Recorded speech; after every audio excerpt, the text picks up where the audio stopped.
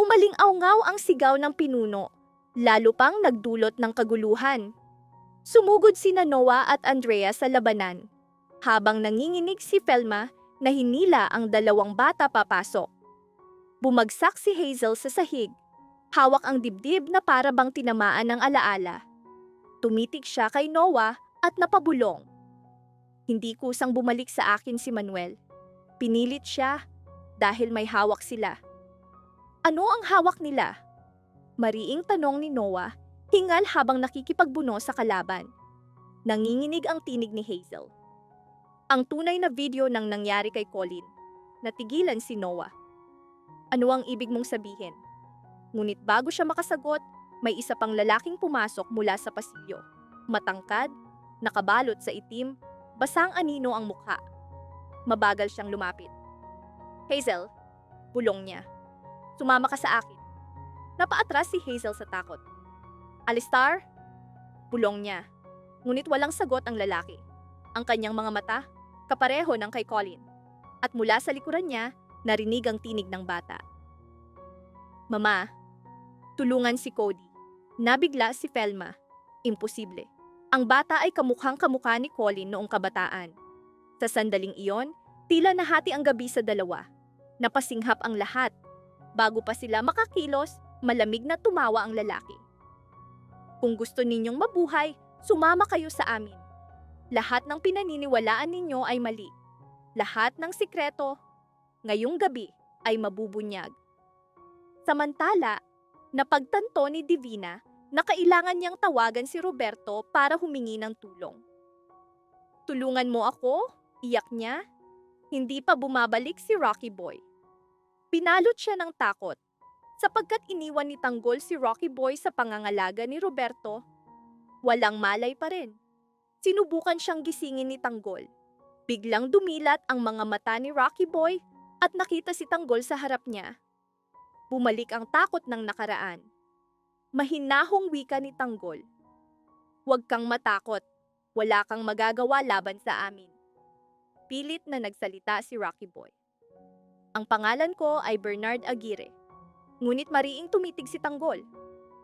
Bernard Aguirre? Ganoon ba? Kung totoo, bakit ka takot na takot? Napalunok si Rocky Boy. Hindi ko alam ang gusto ninyo sa akin. Inatake ninyo ako, nakipaglaban kayo sa akin. Buhay pa ako dahil sa awa ba? O may iba kayong pakay? Lalong tumalim ang tingin ni Tanggol. Kung gusto namin ng sagot, matagal na naming kinuha iyon. Ngunit hindi ka namin pinatay, ni pinahirapan. Ibig sabihin, pinagkatiwalaan ka namin. Pero ikaw, sino ba talaga ang pinaglilingkuran mo? Ibinaba ni Rocky Boy ang tingin. Dahan-dahang gumalaw ang kamay sa gilid ng kama. Naghahanap ng daan upang makatakas. Ngunit bago siya makakilos, biglang bumukas ang pinto. Sumugod si Divina. Pawis ang noo, nanginginig ang mga daliri, hingal sa pagtakbo. Tanggol, Roberto, may kakaiba sa labas. Sa sandaling iyon, lalo pang bumigat ang silid. Ang panganib sa labas ay nakatayo na mismo sa kanilang harapan. Sumugod si Roberto, mariing tinig ng pagkataranta. Ano ang nangyayari? Sa labas, umiikot ang mga anino sa compound. Malalabong figura na parang mga bantay o mandaragit. Mabibigat na yabag ang umalingaw-ngaw, tila may nagmamasid sa katahimikan. At saka narinig ang nakakatakot na tunog, tatlong malalakas na hampas sa likurang tarangkahan. Nagkatitigan sina Tanggol at Roberto. 2 segundo ng katahimikan ang lumipas at sa sandaling iyon, naramdaman nilang lahat ang bigat ng nalalapit na panganib. Biglang bumulong si Rocky Boy. Gustavo! Napalingon ang lahat sa kanya. Mariing tanong ni Tanggol. Ano ang sinabi mo? Nanginginig ang tinig ni Rocky Boy. Si Don Gustavo. Siya ang nagpadala sa akin. Hindi ako si Bernard Aguirre. Kasinungalingan iyon. Ang totoo, ipinadala ako para subaybayan kayo. Alam nila na may itinatago kayo. Alam nila na may pinoprotektahan kayo. At gusto nilang piliting kayong lumuhod. Bakit ngayon? Sigaw ni Divina, Galit na galit, halos itaas ang kamay laban sa kanya. Tigil, awat ni Tanggol. Bakit ngayon? Bakit bigla kang umamin? Humikit si Rocky Boy, nanginginig ang tinig. Dahil hindi ko alam na ganito kalaki ang katotohanan. Hindi ko alam na ang pamilya ninyo ay may malalalim na sikreto. Hindi ko alam na ako ay anak nila. Pumagsak ang katahimikan sa buong silid. Bumigat ang hangin. Bawat salita ay parang talim na tumatago sa kanilang puso. Nabigla ang lahat sa bigat ng katotohanan. Lumapit si Roberto. Basag ang tinig. Anak nila. Kanila. Sino? Pinasag ng tanong ang tensyon. Huminga ng malalim si Rocky Boy, para bang nagpakawala ng bigat na matagal nang nakabaon. Ako ang anak ni Don Gustavo at ng isang babaeng hindi ko nakilala. Lumaki akong nakatago. Ang aking ina ay sumunod lamang sa utos, hindi sa sariling kagustuhan. Ngunit nang makita ko si Tanggol, may nagbago. Nakita ko ang isang taong handang lumaban ng walang dahilan. Isang mundong kabaligtaran ng akin. Parang kulog ang revelasyon, yumanig ang silid, iniwan silang nanginginig, hiningay na bitag sa unos ng katotohanan. Mabigat ang tinig ni Tanggol, puno ng hinala.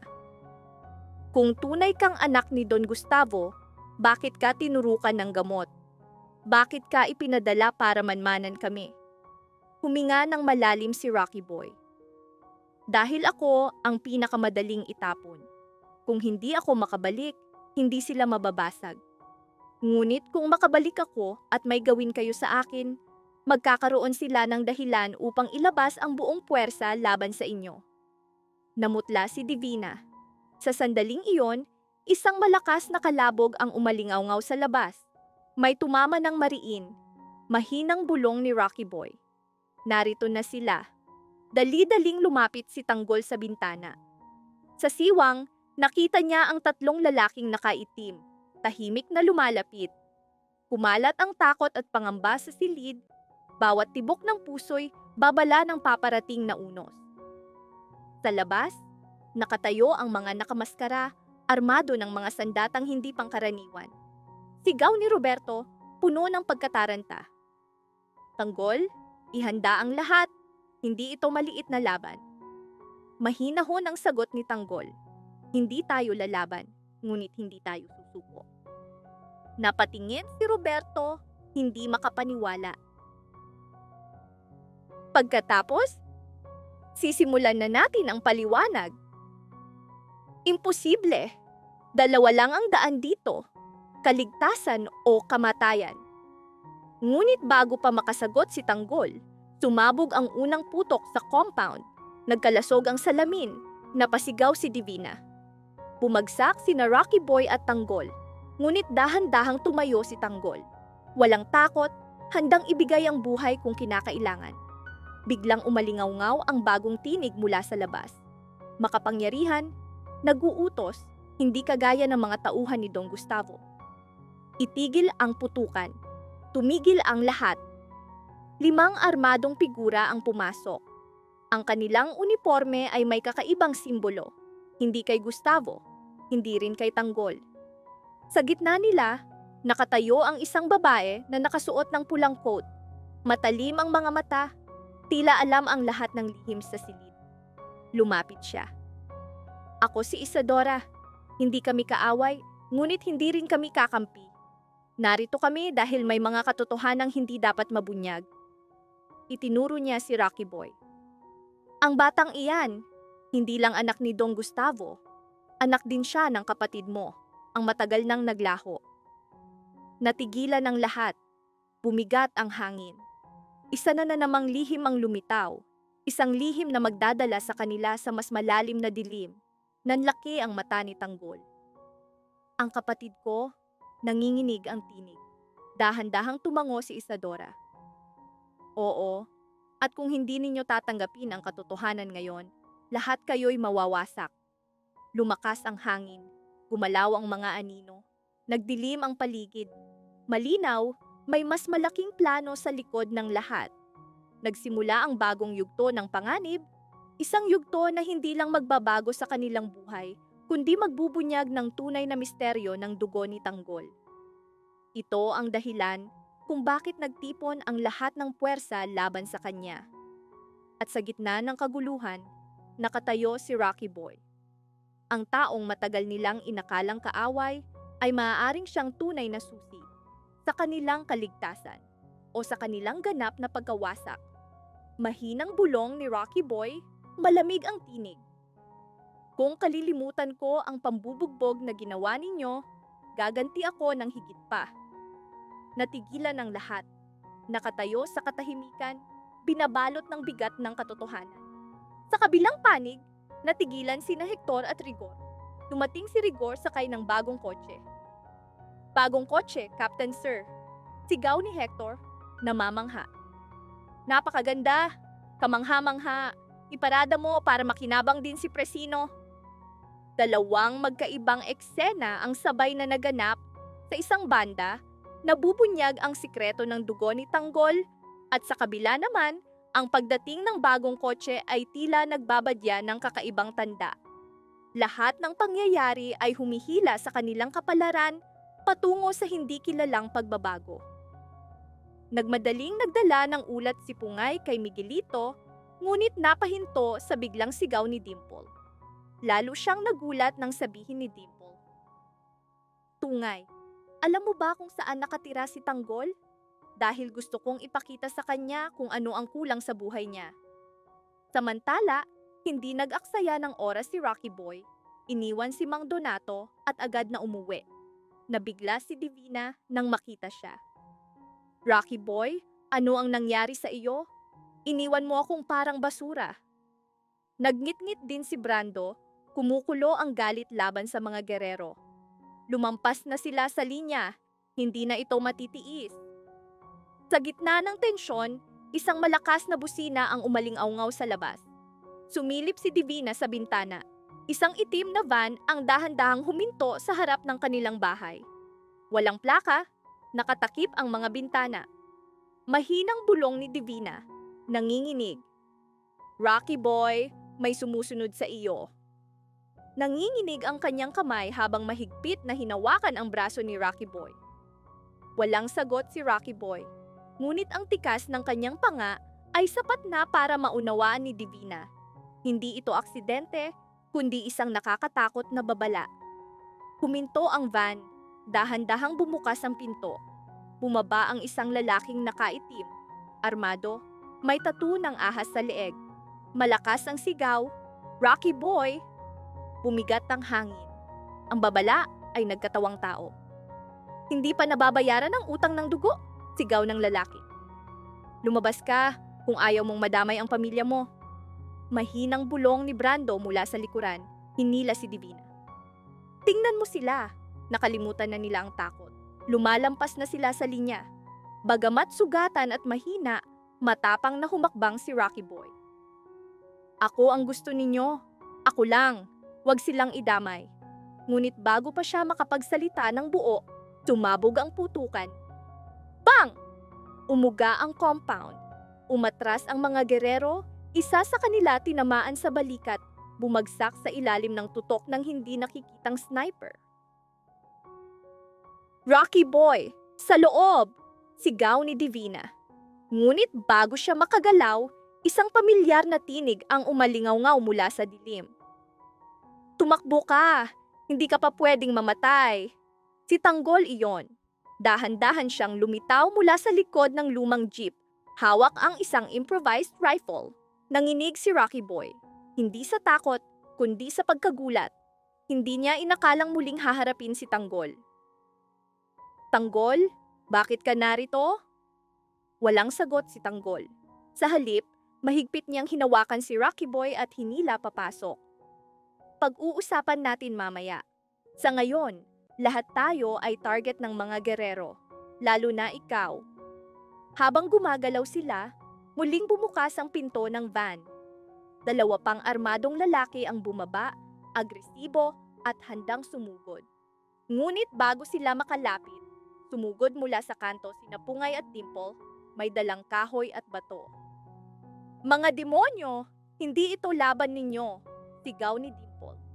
Sumabog ang gabi sa kaguluhan, ang banggaan ng paghihiganti at kaligtasan ay umalingaw-ngaw sa hangin. Parang unos ang kaguluhan. Dimple, masasaktan ka? Lumayo ka! Sigaw ni Pungay, ngunit huli na. Nagsimula na ang banggaan. Isang gerero ang sumugod sa kanila. Lahat ay naganap sa isang iglap. Sigawan, gasgas, hampas ng kahoy. Sa gitna ng kaguluhan, biglang lumitaw si Rigor sakay ng kanyang bagong kotse. Ah, kayo na naman. Hindi ko alam na may libreng palabas dito. Biro niya. Ngunit nang makita ang mga armadong gerero, agad niyang sinubukang isara ang pinto. Huli na! Sigaw ng isa, hinila siya palabas at tinutukan ng baril. Captain Rigor, makapal ang balat mo. Sasama ka sa amin. Alam naming konektado ka sa mga lumalaban sa amin. Nanginginig si Rigor. Naku po, wala akong alam sa gulo ninyo. Ngunit walang nakinig. Umalingaw-ngaw ang sigaw ni Hector. Pakawalan ninyo siya. Siya ang kapitan namin. Muling sumugod ang gerero, ngunit biglang umarangkada ang isang motorsiklo sa loob. Brom! Si Miguelito! Tama na! Sigaw niya, sabay bangga sa gerero gamit ang kanyang motor. Agad na nagbaligtad ang lahat. Putukan, takbuhan, sigawan. Nagsimula ang tunay na labanan. Sa gitna ng kaguluhan, sumabog ang nakatagong katotohanan. Rocky Boy, sigaw ni Tanggol habang tumatakbo sila papasok sa lumang bodega. Ngunit biglang huminto si Rocky Boy. Ang paghinto na iyon ay hudyat ng isang lihim na hindi na kayang itago. Nanginginig, pinigkas niya ang katotohanan. Ikaw ang anak ng pinuno. Nabagsak ang mundo ni Rocky Boy. Ano ang sinabi mo? Mabigat ang tinig ni Tanggol, bawat salita ay parang talim. Hindi si Mang Donato ang tunay mong ama. Iningatan ka niya sa ibang dahilan? Ang totoo? Anak ka ng gerero. Ikaw ang tunay na tagapagmana ng kanilang angkan. Nanikip ang dibdib ni Rocky Boy. Lahat ng sakit, pambubugbog, kahihiyan, at pag-abandona. Biglang nagkaroon ng paliwanag. Isa pang revelasyon ang yumanig sa kanya. Gusto ka nilang kunin dahil ikaw ang susunod na pinuno ang huhubugin nila. Hindi ito totoo, sigaw ni Rocky Boy. Ngunit malamig ang tinig ni Tanggol. Kung hindi, paano mo ipapaliwanag ang pilat sa iyong leeg mula pagkabata? Iyan ang marka ng kanilang dugo. Natigilan si Rocky Boy, hingal, walang masabi. Mula sa dilim, may tinig na umalingaw-ngaw. Matagal na naming hinihintay ang pagbabalik mo, Ana. Dahan-dahang lumitaw ang isang matandang lalaki, may peklat sa mga mata, nakabalot sa itim. Siya ang tunay na pinuno ng mga gerero. Sa sandaling iyon, tuluyan nang nagbago ang kapalaran ni Rocky Boy. Nabunyag ang lihim ng kanyang dugo at sa harap niya nakatayo ang taong anino ng lahat ng kanyang paghihirap. Ikaw si Don Silverio D., bulong ni Tanggol. Tumawa ang matanda. Ngayon alam mo na ang katotohanan. At ngayon, kailangan mong pumili kung kaninong panig ka tatayo. Bumigat ang katahimikan. Walang kumilos, walang nagsalita. Biglang sumabog ang putukan. Pang! Tinamaan sa balikat si Silverio. Mula sa dilim, lumitaw si Dimple. Hawak ang baril na nakuha mula sa bumagsak na gerero. Rocky Boy, hindi ko hahayaang kunin kanila. Sigawan, kaguluhan, at matinding labanan ang sumiklab. Ang digmaan ay umabot sa antas na hindi nila inakalang mangyayari. Para sa mga gerero, hindi sapat ang kamatayan. Gusto nilang makita ang mga kaaway na gumagapang sa putik. Sumugod si Pungay upang tipunin ang mga tao, tinakpan si Miguelito mula sa galit ng masa. Sapagkat sa munisipyo, isa na namang kabiguan ng gerero ang lumitaw, 5 tao ang namatay dahil sa lason sa pagkain sa evacuation center. Mula sa trahedyang iyon, nag-isip si Pungay ng bagong plano. Napagtanto niya na kung babangon ang mga ordinaryong tao laban sa gerero, lalakas ang tsansa ni Tanggol na magtagumpay. Sapagkat ang maliliit na tinig ang tunay na kapangyarihan. ang ginagamit ng mga politiko upang manatili sa pwesto. At kung sila'y magre-rebelde, tiyak na babagsak ang makapangyarihan. Nadiskubre ni Roberto ang bagong katotohanan, lumabas ang ebidensya ng dayaan sa eleksyon. Ang ebidensyang ito ang maaaring maging musika. Ang tunog na gigising sa buong lungsod at magpapaliyab sa galit ng tao laban sa gerero. Attorney, ano ang problema? Tanong ng balisang tinig. Ipinakita ng ebidensya na minanipula ang resulta ng eleksyon. Agad na ipinaalam ni Roberto kina Miguelito at Jackie. Binalot sila ng takot, hindi alam ang gagawin. Mariing pahayag ni Miguelito. Hindi ko isusuko ang pagkamayor ko, kuya. Walang makakapagpakulong sa akin. Samantala, muling sinubukan ni Hector na makuha ang puso ni Pungay, handang gawin ang lahat ng kanyang hiling.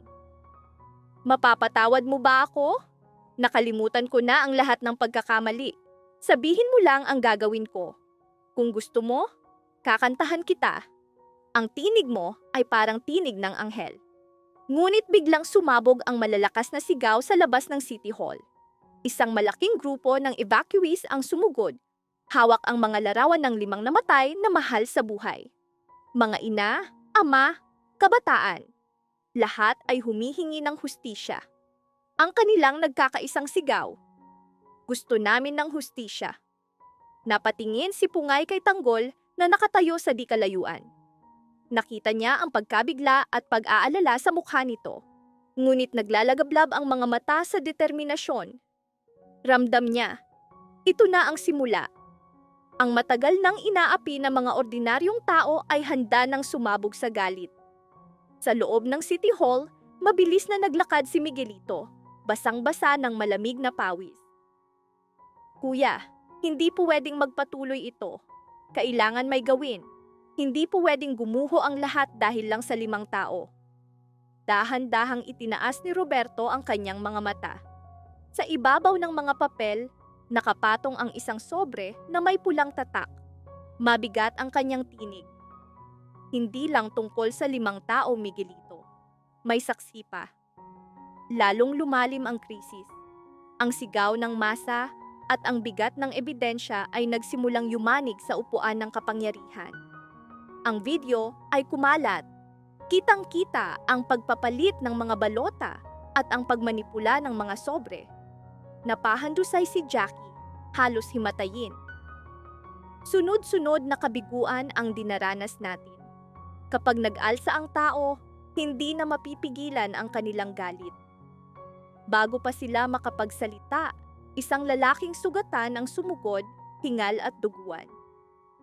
Sir, ma'am, may nagsabing taga-media siya. Ngunit nang siya sa atin, natagpuan naming puno ng ebidensya laban sa inyo ang kanyang recorder. Mariing lumunok si Roberto. Nasaan siya ngayon? Nakatakas, sir. Nagkatinginan silang tatlo, nanginginig sa takot. Bumigat ang tanong, sino ang naglalabas ng impormasyon? Sino ang nagtatago sa anino, nagkakalat ng iskandalo? Sa evacuation site, nakatayo si Pungay sa harap ng nagagalit na tao. Isang grupo ng kabataan ang malakas na sumigaw. Ibagsak ang mayor. Hawak nila ang malalaking karton na may mukha ni Miguelito, may sungay sa ulo. Sumigaw si Pungay, hindi ganito. Kung lalaban kayo, gamitin ang isip. Kapag bulag ang galit, walang makikinig sa atin. Mula sa likuran, may tinig na nagsalita. Magaling kang magsalita sa harap ng tao. Napalingon si Pungay, si Tanggol. Ngunit iba ang lalim ng kanyang mga mata, tila may lihim na hindi pa nabubunyag. Mabagal niyang sinabi, Pungay, kung dadalhin mo ang galit nila sa iyong balikat, ako ang susunod. Magkasama natin itong gagawin. Sa sandaling iyon, nagsanib ang sigaw ng masa at ang mga nakatagong sabwatan. Hudyat ng simula ng isang bagong yugto, isang rebelyong hindi na mapipigilan. Mabigat ang tinig ni Tanggol. Dapat mong malaman, hindi lang basta food poisoning iyon. Natigilan si Pungay. Ano ang ibig mong sabihin? Mabagal na sagot ni Tanggol. May nagsabi sa akin na hindi aksidente ang nangyari. May sinadyang ihalo at nakinabang ang mga gerero. Umilis ang tibok ng puso ni Pungay.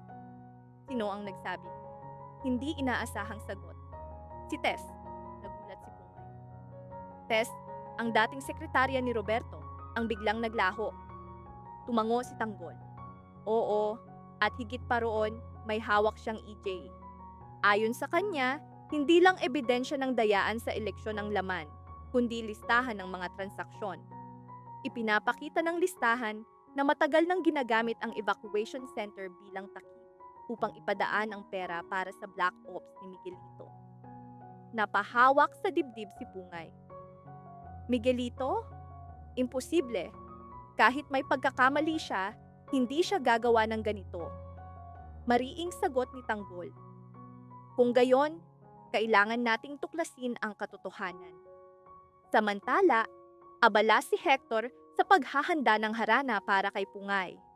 Sa lumang bodega, kasama ang dalawang dating kabanda, hawak ang gitara, puno ng pananabik. Ngunit bago sila makapagsimula, sumugod ang isang lalaking nakaitim, balita. Boss Hector, may problema. Tumawa si Hector. Problema? May dala ka bang kanta, bulaklak, kahit ano para kay Pungay? Mabilis na sagot ng lalaki. Hindi boss, iba ito. May kumakalat na video at kasama ka roon. Natigilan si Hector. Anong video? Inilabas ng lalaki ang kanyang telepono at pinatugtog. Sa screen, lumabas ang eksena noong gabing nag-away sila ni Pungay. Sigawan, galit, at halos masaktan siya. Sa sandaling iyon, sumabog ang mga nakatagong sabwatan at personal na iskandalo, lalo pang itinulak ang kanilang buhay sa dilim. Naalala ni Hector ang gabing iyon, ang selos at galit na halos nagudyok sa kanya na saktan si Pungay. Ngayon, kumakalat na online ang video. Walang konteksto, walang paliwanag, sigawan, galit, at imahe ng isang lalaking nawala ng kontrol. Boss, lalo ka lang lalayuan ni Pungay dahil dito. Wika ng kasama. Sa unang pagkakataon, napaluhod si Hector sa sahig. Sa loob ng City Hall, biglang tumunog ang telepono ni Jackie. Hindi kilalang numero. Nagulat siya. Sinagot. Hello? Sa kabilang linya, malamig na tinig. Alam ko ang lahat, nanginig si Jackie. Sino ka? Sagot. Huwag kang mag-alala. Hindi pa ito ang pagbagsak mo. Ngunit kung gusto mong mabuhay, tingnan mo sa ilalim ng mesa ng conference room. Nandoon ang susunod na ebidensya. Biglang natapos ang tawag. Nagkatinginan silang tatlo. Saka nagmadaling pumunta sa conference room. Hinila ni Roberto ang isang maliit na kahon mula sa ilalim ng mesa. Sa loob, isang memory card, mga larawan ng 5 namatay sa evacuation center at isang maliit na papel na may nakasulat. TF. Nanlamig ang kanilang mga kamay, napuno ng takot ang mga mata. Sumiklab ang tanong.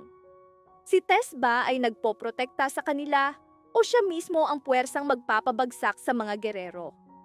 Ang alarma ng City Hall ay umalingaw-ngaw bago pa man may makapagsalita. Sa labas, tumabog ang kaguluhan. Putukan, usok, sigawan, at takot. Sa gitna ng apoy at alikabok, umalingaw-ngaw ang sigaw. Ibabagang gerero. Nagsimula na ang pag-aalsa, hindi na mapipigilan. Umalingaw-ngaw ang sirena ng ambulansya.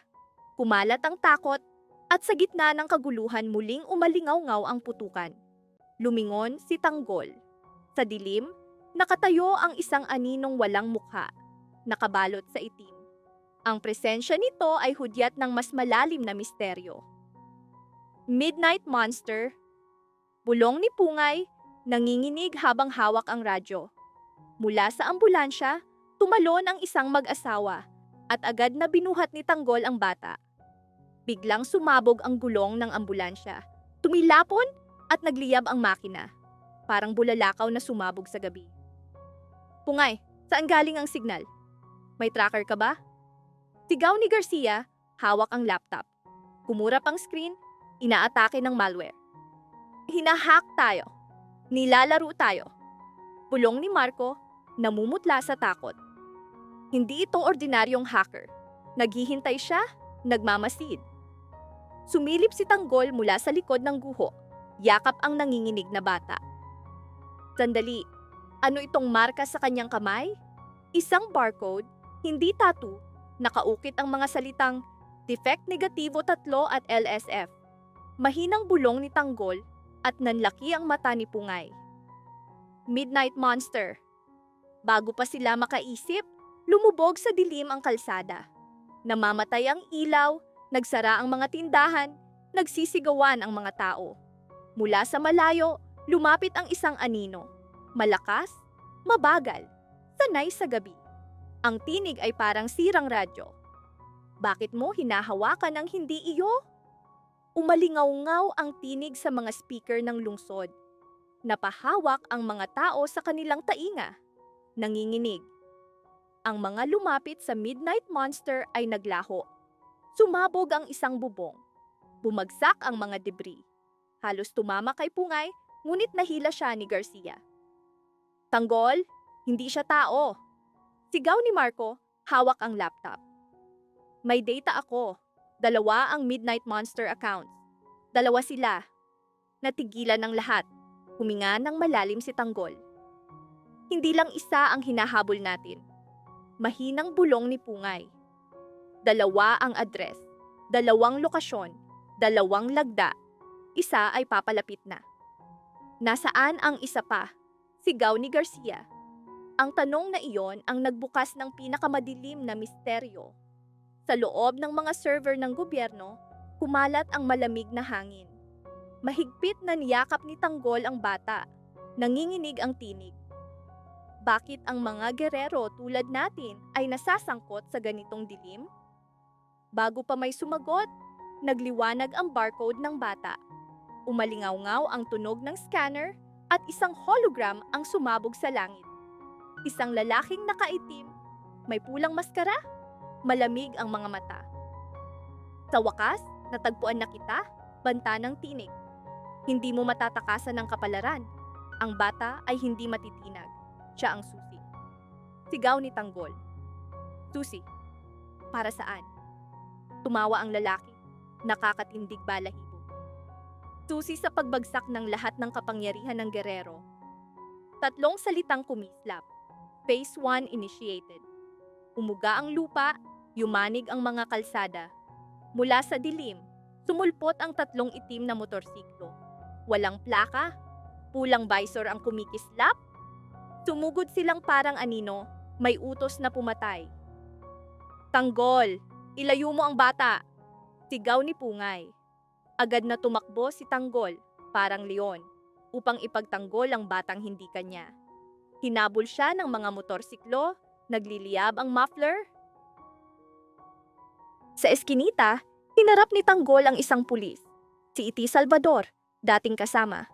Nabigla, nag-alinlangan. Tanggol, bakit 3 ang humahabol sa iyo? At sino ang batang ito? Hingal si Tanggol. Wala nang oras, kailangan kong iligtas siya. Napahinto si Salvador. Ngunit ang utos namin, kailangan naming kunin ang bata dahil... Mariing sigaw ni Tanggol. Dahil ano? Napatingin si Salvador sa paligid, bulong. Dahil siya ang anak ng taong hinahanap ng buong kaso. Sumabog ang putukan. Hinugot ni Salvador ang baril. Matatag ang mga mata. Tanggol, hindi ikaw ang kaaway. Sa sandaling iyon, lalo pang nagkabuhol ang kapalaran. Ang bata, ang mga gerero, at ang misteryo ng Midnight Monster ay naging iisang tali. Mabigat ang tinig ni Tanggol, puno ng alaala. Ngunit kailangan kong sumunod sa utos, tulad ng iniwan mo kami noon. Yumuko si Salvador, ngunit bago pa matapos ang kanilang usapan, dumating ang 3 motorsiklo, umuugong ang makina. Tanggol, tumakbo! Sigaw ni Salvador. Sumabog ang putukan, nagkalasog ang salamin, nagliyab ang kotse, nagliparan ang bakal at lata. Sa gitna ng apoy at usok, tumakbo si Tanggol. Yakap ang bata, Dala ang kapalaran ng lungsod sa kanyang mga bisig. Habang tumatakbo, umalingaw-ngaw ang tinig ni Pungay sa radyo. Tanggol, may isa pang katotohanan. Nakita ko kung sino ang nag-activate ng Phase 1. Hingal na tanong ni Tanggol. Sino? Ang sagot ay parang kidlat.